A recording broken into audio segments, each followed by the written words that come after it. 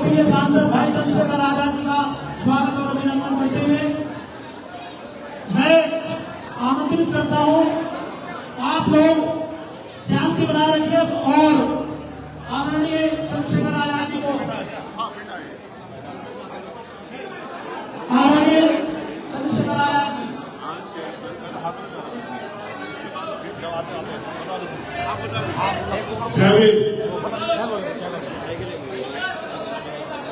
सबसे पहले तो मैं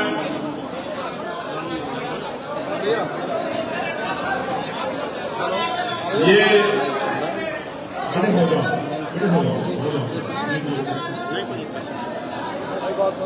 सब कुछ है सहारनपुर में, बस अनुशासन को छोड़ना।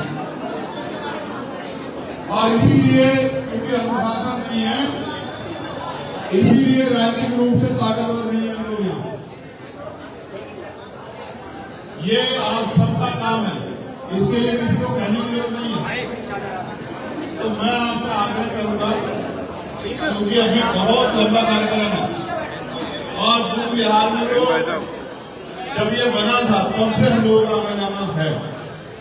यहाँ इस मंच के आसपास उपस्थित और इस कार्यक्रम के आयोजक सभी सम्मानित साथी और जिन महान हस्तियों ने जो आज इस दुनिया में नहीं है, परिनिर्वाण प्राप्त कर रही है, जिन महान हस्तियों के संघर्ष है और ये सूची जो लगी हुई जिन्होंने इस बुद्ध विहार को बनाने में बहुत बड़ा योगदान दिया, ज्ञानचंद आजाद जी, श्रद्धेय रघुवीर सिंह बोस जी, मैं उन सबको भी आज इस ऐतिहासिक अवसर पर याद करता हूँ।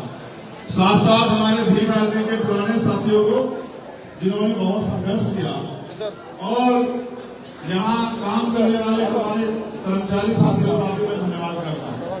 मैं आपके बीच दोबारा आऊंगा जब आपका कार्यक्रम होगा ना, वो तब मैं आपके बीच दोबारा आऊंगा। लेकिन मैंने आपसे कुछ कहा था, अगर आपको याद हो आपके कार्यक्रम में, कि हम नगीना लोकसभा 1.5 लाख से ज्यादा वोटों जीत रहे, कहा था नहीं कहा था? और जीते कि नहीं जीते? आज मैं आपसे इसी बुद्ध विहार में कह रहा हूं कि जब 2027 का चुनाव आएगा तो उत्तर प्रदेश में सरकार आजाद समाज पार्टी के बिना नहीं बनेगी। मेरी बात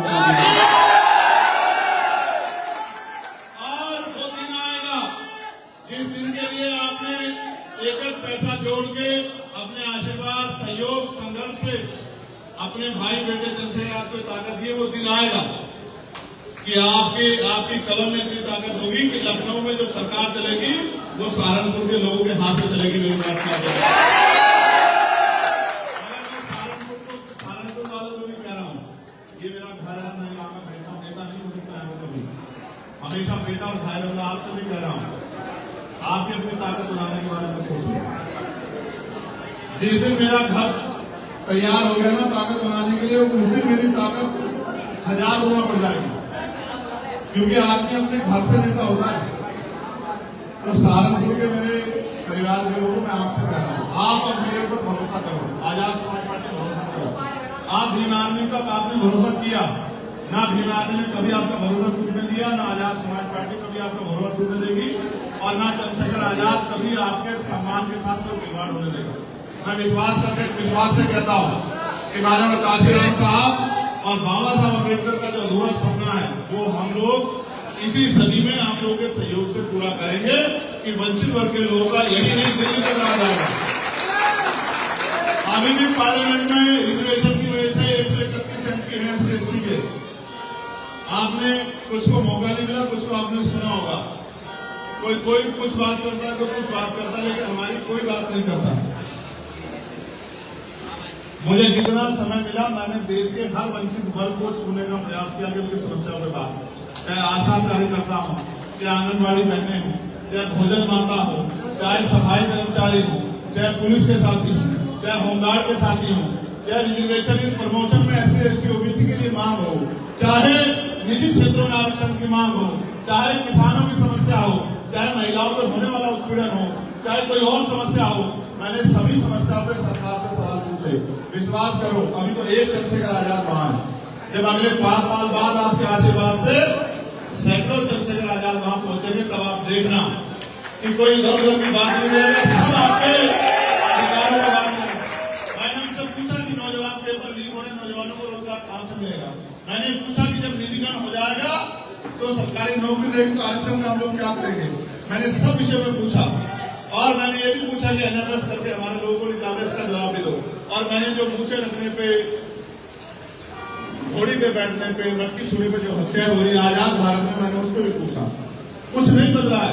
आज भी इस सीमा में हमारे लोग मरते हैं और आज भी हमारे माए गांव में सर पे मेला बनाती है। बदला देश में आज भी जुर्म जाति के शिकार होते हैं। एनसीआरबी का डाटा ही कहता है कि लाखों महिलाओं का रेप हत्या होती है।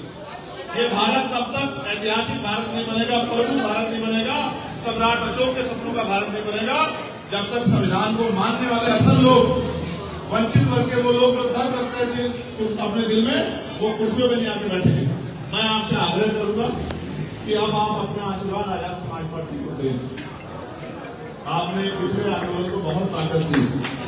अब मैं आपसे आग्रह करता हूँ मेरे पढ़े लिखे समाज के लोगों, जब आजाद समाज पार्टी नामक पेड़ आपके लिए तैयार हो गया, आपको छांव देने के लिए, फल देने के लिए, आपकी सेवा करने के लिए, फूल देने के लिए, तो आप इधर उधर मत भटको। अब आप आजाद समाज पार्टी की ताकत बढ़ाओ, जिससे जुल्म भी बंद हो, नए अवसर भी पैदा हो। मेरे पढ़े लिखे नौजवान भाई बेरोजगार घूम रहे हैं। अगर आज हम ताकत में होते तो इस सबको रोजगार की व्यवस्था एक दिन में करा के दिखाता हूँ। लेकिन अभी बात आगे बढ़ेगी और लड़ाई आगे बढ़ेगी। और मैं जो साथी हमारे साथ चल रहे हैं उनसे आग्रह करके कहूंगा, अनुशासित होकर अपने कार्यक्रम को पूरा करो। अनुशासित हो। तुम्हें कोई दूसरा कहे, पुलिस का साथ कोई भी इधर हो जाओ तो ये मुझे अच्छा नहीं लगता। तुम वो लोग हो जिनके कंधों पे भीम आर्मी के आंदोलन के जरिए जिनके कंधों पे जिम्मेदारी, तो भीम आर्मी का एक एक सिपाही अपने आप में वो एक वॉलंटियर भी है, वो एक मिशन के सिपाही के साथ साथ समाज का सिपाही भी है, वो देश का सिपाही भी, वो भी सड़क पर दिखना चाहिए। ठीक है। अब मैं आपसे आग्रह करूंगा क्योंकि लंबा सफर है अभी और अंधेरा हो जाएगा, आप फोटो के चक्कर में आज मत पड़ो। असली फोटो जो है इस फोटो में कुछ नहीं रखा। असली फोटो जो बाबा साहब अम्बेडकर के विचारों की संविधान है उसको लागू कराने के लिए रंग की शक्ति बनाओ। और मैं तो एक ही बात को मानता हूँ, जो माननीय काशीराम साहब ने कही कि तमन्ना अगर सच्ची हो तो रास्ते हजार होते हैं, तमन्ना अगर झूठी हो तो बहाने हजार होते हैं। हम पे तमन्ना सच्ची है क्योंकि हम अपने लोगों को दर्द में नहीं देख पा रहे। जब हम गांव में, अभी हमारी कितनी बहनों की जान गई नहीं गई हाथरस में, गई या नहीं गई, तो ये रास्ता बाबा साहब ने दिखाया था कि बाबाओं के पास जाने का। हमारा तो एक ही बाबा है, उनका नाम है बाबा साहब डॉक्टर भीमराव अम्बेडकर। जब हम बाबा साहब भीमराव अम्बेडकर के रास्ते में चलेंगे तो हम मरेंगे नहीं, कोई जाते ना।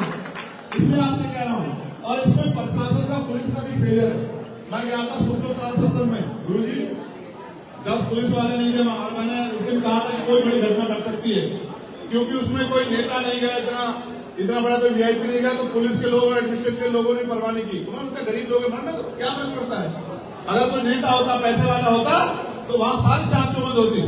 लेकिन गरीब घर के लोग हैं, अपनी बीमारी से ठीक होने के लिए, गरीबी बेबसी से बचने के लिए, घर की पीड़ाओं को दूर करने के लिए चले गए बाबा के पास कि बाबा सुधार करेंगे। बाबा तो अपनी जान नहीं बचा पाएंगे, समझे नहीं समझे। बाबा साहब का संविधान तो जान बचाता है, बाबा का मंत्र नहीं बजाता। अगर बाबा का मंत्र बजाता तो इन लोगों की जान नहीं जाती।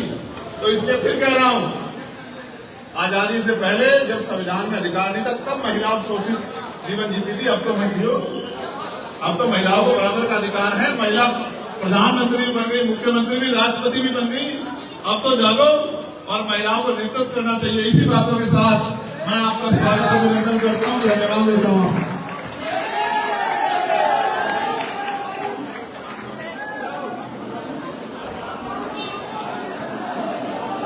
अब आज के